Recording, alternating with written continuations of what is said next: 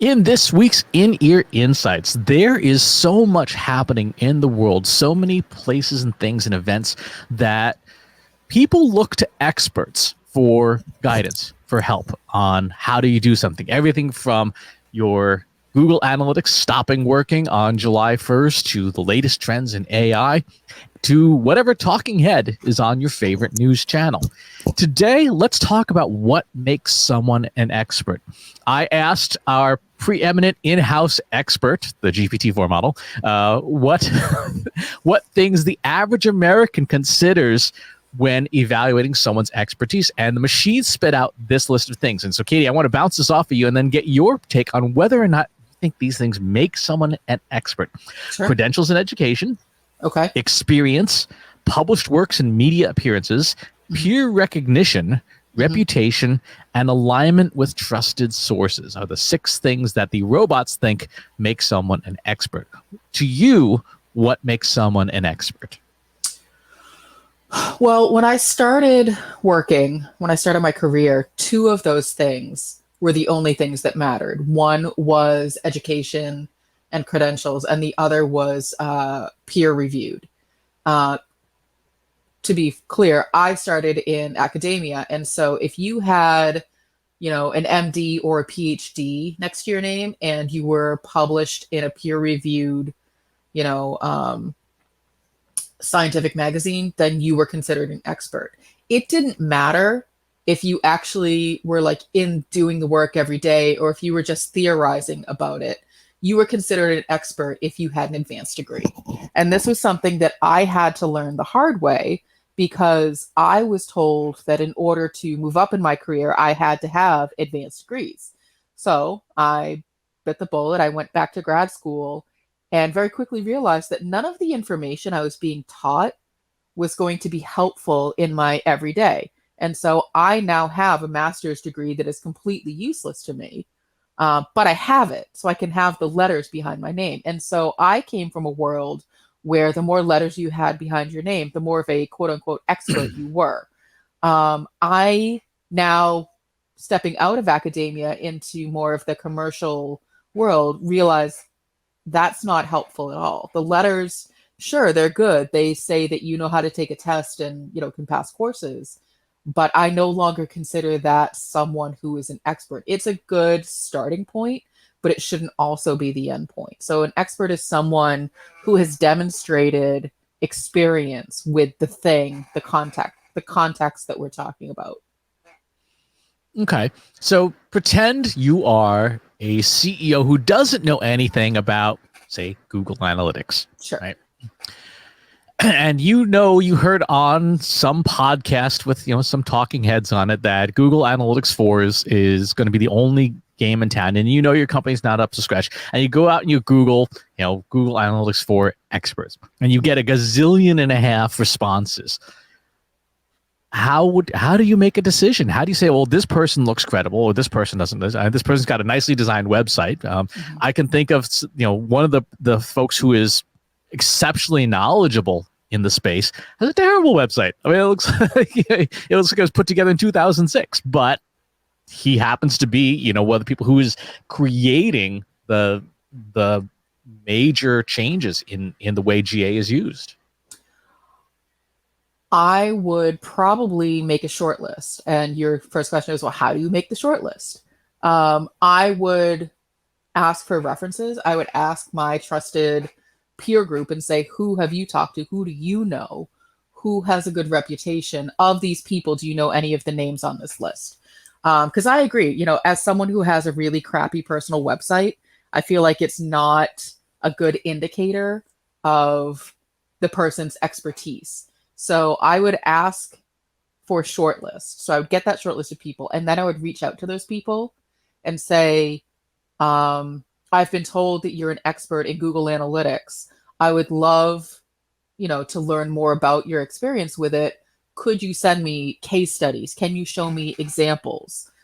I want to actually see the work, obviously, not violating any confidentiality agreements, but show me what you've done. Show me the dashboards you've built. Talk me through how you've set up Google Analytics for websites similar to mine. And so again, I'm sort of going in not knowing anything about the software, but I know the kinds of questions to ask to tell whether or not someone's BSing me. How do you do that for something for which you have no domain expertise at all? Let's say you want to, you need somebody, and you're one of your technical people who is difficult to work with has said, "Hey, we need to build a training data set to fine tune a large language model." And we don't have the resources in house for this, so we need to go find somebody. Mm-hmm. And you don't even know what questions to ask. But again, there's a gazillion and a half folks who are all supposedly AI experts based on all the crap they post on LinkedIn. How do you do that when you have just no domain expertise whatsoever? And it's like, okay, well, where do I start? Well, I mean, if your team isn't giving you at least some background information of what they need, then, there's a communication breakdown there. But this is a lot of what I'll be talking about this fall when I talk about managing the people who manage the machines. This is a common issue with managers who have then just been given, oh, here's a technical resource, good luck. And so starting off with never say, explain it to me like I'm 5 or explain it to me like I'm dumb. That's the worst possible thing you could do because you are subconsciously planting the seed that you are dumb, and you're not. You just have a different skill set. So starting by asking questions of help me understand why the approach that you're taking is the best approach, or help me understand why you didn't try something different, or what are the alternatives? Is this the most expensive approach? Is this the least expensive approach? What are some of the efficiencies with the approach that you're taking? Giving the other person the opportunity to explain in their words. And if you're still running into that, then it's okay to say, I'm really trying to understand. I need you to help explain it to me as if I'm buying the thing or I'm the customer. And so if you come across someone who just cannot articulate what it is that they're doing in words that are more understandable to someone who's non-technical, that to me is a red flag. Because that to me says that the person, they might know what they're doing, but they're not an expert in such that they have the experience working with a team or other people. And that's something that I'm looking for. Gotcha. Because I think you could make a case. There are plenty of people who are not only subject matter experts, but leaders in their field who are terrible communicators because that's a separate skill set. It is a separate skill set, and leading and communicating are two different things. And so Chris, for example, and I apologize for picking on you, you're not a great leader in the sense of leading people, but you're a good communicator in terms of helping me understand what I need to know about the technology. So those are two different things. And it's something that you and I have worked at in terms of how to build that communication. And so I am 100% confident that you are an expert in the things that you do because I understand the things that you do because you are able to explain them to me in a way that I can then translate them for someone else. So I can confidently say, yes, Chris understands how large learning models work. Here's what he does with the large learning models. Or Chris understands how Google Analytics works.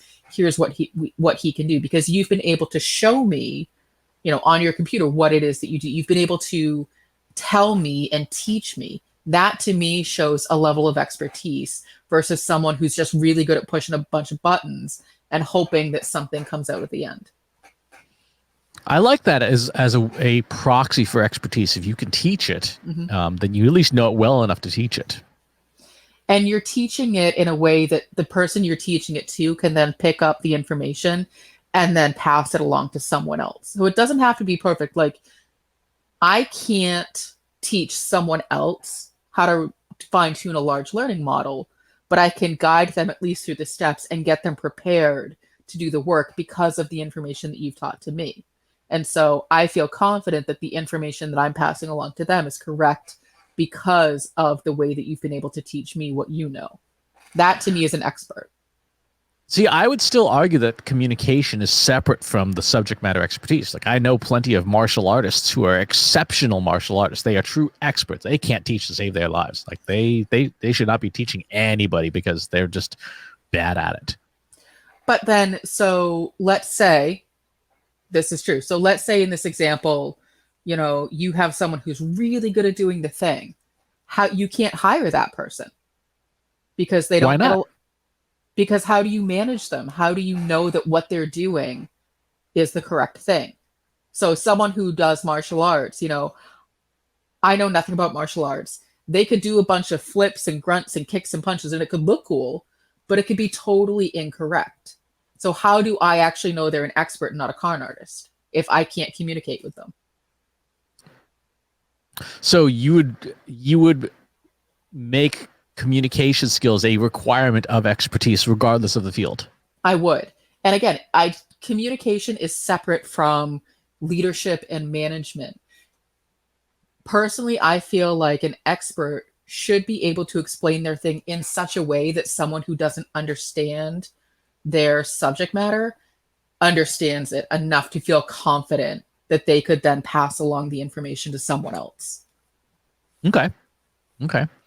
The one thing that I tend to look for in expertise is someone who knows what's going to go wrong. Right? If you say, "Hey, I'm about to do a supervised fine tune on stable vicuna," and that person goes, "Well, have you already tried building a set of base prompts to make sure the model is capable of that?"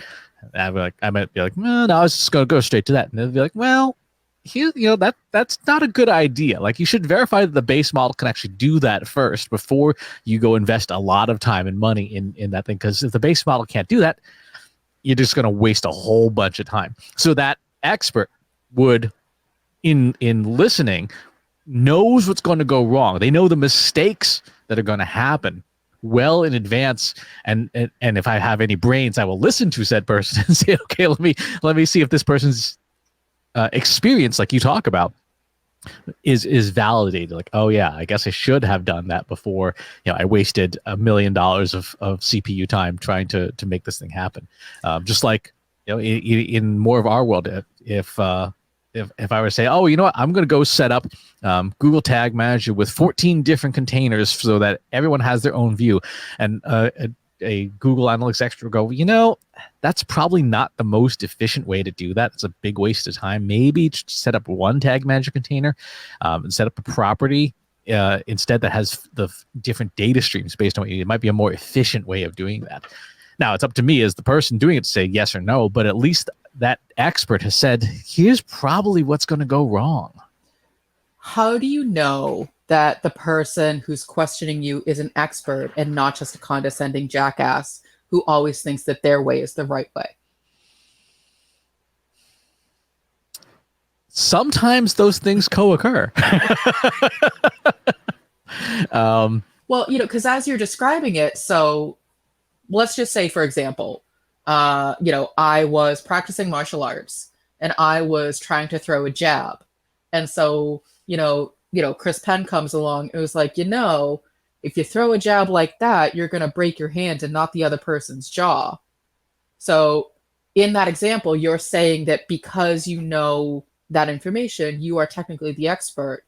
But let's say you also throw jab wrongs and you're teaching me the wrong thing. How do I know that you're not just condescending and need to be right in that conversation? um, you don't. You need to have some level of understanding of what you're doing too, and that's one of the challenges with expertise. That's why I start off asking, how do you deal with situations where you don't have domain expertise? Because in that situation, yes, both people could be completely wrong, doing it wrong, and that's where that experience and that demonstrated track record does come in handy, right? If two people are throwing jabs and one of them holds a world welterweight championship, like, okay, the person who's gotten good results probably knows what they're doing. I would say if you have never won anything in boxing and martial arts, then maybe you're there's more room for questioning as to whether that person actually knows what they're doing. I mean, we know plenty of people in the marketing space who have lots of fictitious case studies and can talk a really good game, but when you actually ask them, well, how do you do this thing, or this is what is happening and it's not working, they just come up totally empty. And this is where, to what we were just talking about, I look for someone who can not only tell me, but teach me.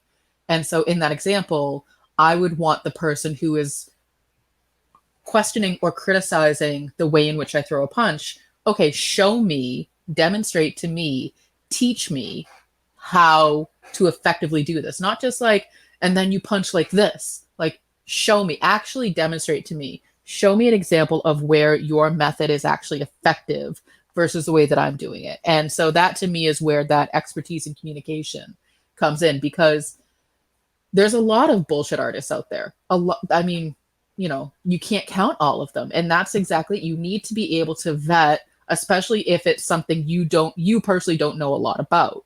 Um, and so this may also be where, you look at your, trusted network and say, who here knows more about this than me that can help me vet these experts? And so going it alone is probably not the best way to approach it. That's why when you are, for better or worse, when you're applying for a job, sometimes there's a team of people who are interviewing you versus just one individual person. That's a whole separate topic that we could get into. But, if Chris, if you said to me, we need to hire someone who can fine tune a large learning model, I would say, great, you need to be a part of this. Let's be clear about the roles and responsibilities during the hiring process. But you, as someone who understands the content, the subject matter, need to be a part of this. And I, as the person who understands hiring people, also need to be a part of this. So it's more of a team effort than an individual, me trying to go it alone and figure it out. Yeah. I think I would also argue for the actual experts that I've met in my lifetime, the folks who I respect as being really capable, very few of them are condescending. Very few of them are so insecure that they need to rub it in your face constantly, right? Mm-hmm. There are plenty of fake experts who will trot out a whole bunch of things and sort of walk around and be with all their puffery, but the actual real experts don't really feel the need to do that. Like, they've got nothing left to prove. Like, you either know them or you don't. And if you don't know them, that's fine. They don't care. They're like, okay, that's cool. But I always find the louder someone is about their own accomplishments, the less they actually have accomplished. There's definitely something to that, because an expert is someone who is truly an expert.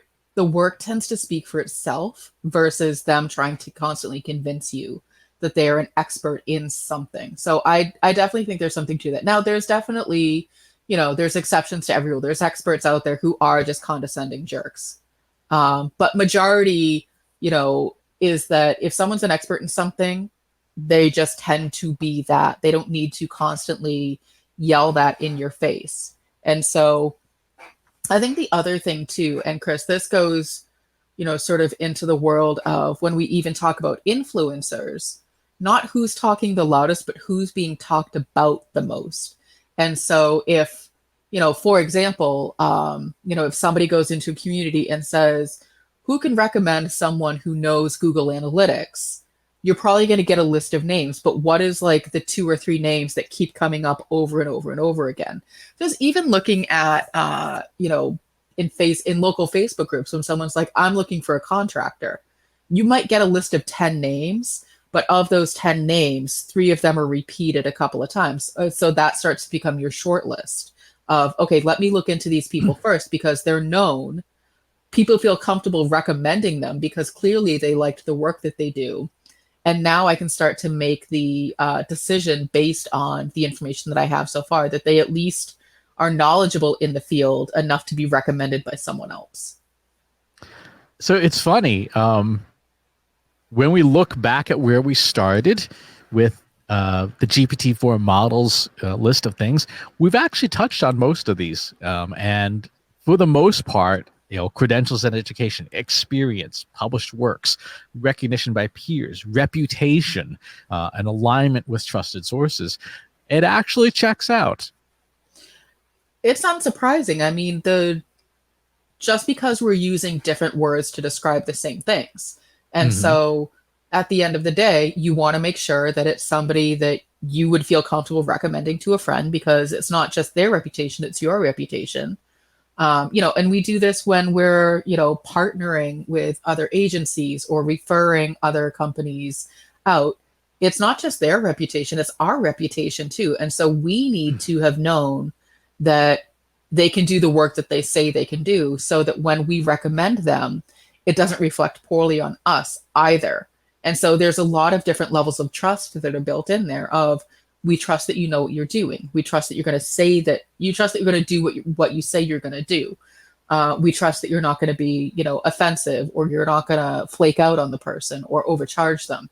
So there's a lot of things that go into it that have already been established by us recognizing that they are experts in the thing that they do.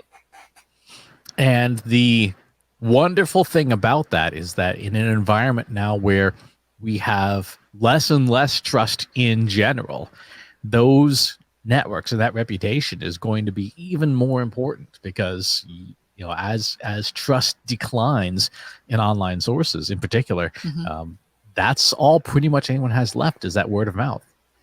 I see more and more, and again, sort of, I go back to the example of like local Facebook communities, nothing to do with like the business that we do. When someone is looking for a certain type of service or, employee or something like that, the first thing they usually say is, well, I did a Google search, but I want to know what the community has to say. Because you're absolutely right. Anybody can put up, a really good SEO optimized website, but that doesn't mean that they know what they're doing. That doesn't mean that the case studies they have are valid. And so you want to still have that word of mouth, that trusted peer that says, yes, Chris knows what he's doing. Yes, Katie won't let you down when she says she's going to do the work. Mm-hmm. So when you are looking for an expert, I guess take a look at that list of those 6 things and evaluate how much weight you put in each of them, because I suspect it's not the same for everyone. Everyone probably has different weights based on their own life experience. If you are someone who you had bad experiences in education, you might value credentials in education less than say practical experience. If you're someone who has spent a lot of time in say academia, you probably value that more. But all 6 of those categories do play a role in expertise. Be on the lookout for people who can communicate well. Be on the lookout for people who can teach well, and be on the lookout for people who can help you understand the mistakes that are going to happen before you make them, and can offer helpful feedback before that's the case. If you found some experts that you want to talk about, or you have questions about evaluating maybe an expert that you're considering, why not pop over to our free Slack group? Go to trustinsights.ai/analytics for marketers, where you and over 3,000 other marketers are asking and answering each other's questions every single day. And wherever it is you watch or listen to the show, if there's a channel you'd rather have it on, please go on to trustinsights.ai/TI podcast. And while you're there, if you have a channel that you prefer, please leave us a rating and a review. It does help share the show. Thanks for tuning in, and we'll talk to you next time.